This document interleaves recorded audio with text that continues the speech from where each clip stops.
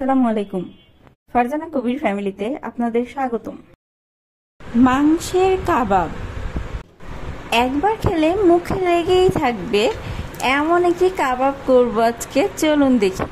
একটি হাঁড়িতে পানি নিয়ে নিব আর তার মধ্যে দিয়ে দিব গরুর মাংসের কিমা আর দিব কিছু মশলা, আদা, রসুন, গোলমরিচ, শুকনো মরিচ, দারচিনি, এগুলো দিয়ে ভালোভাবে সিদ্ধ করে নিব। মাংস হাফ বয়েল হয়ে গেলে আমি আগে থেকে সিদ্ধ করে রাখা বুটের ডাল দিয়ে দিব।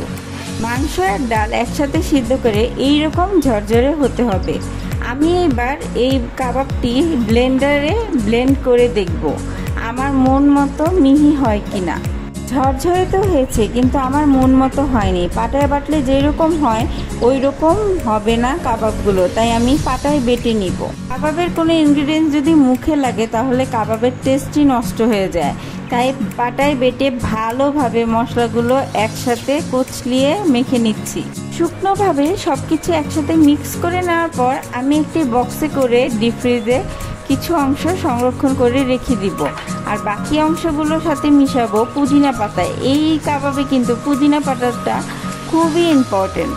আর দিব পেঁয়াজ বাটা, লবণ আর একটি ডিম দিয়ে ভালোভাবে মিক্স করে কিছু শেপ দিয়ে নিব আর কিছু নর্মাল ফ্রিজে রেখে দিব পরে ভেজে নেওয়ার জন্য।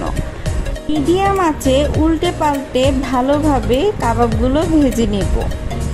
ডিম আর পেঁয়াজ বাটা দিয়ে কাবাব বেশি দিন সংরক্ষণ করে রাখা যায় না, তাই আমি যেগুলো ডিপ ফ্রিজে রেখেছি ওগুলোর সাথে পেঁয়াজ বাটা আর ডিম দেইনি। ভাজা হয়ে গিয়েছে, এখন উঠিয়ে নিলে ব্যাস আমার কাবাব রেডি।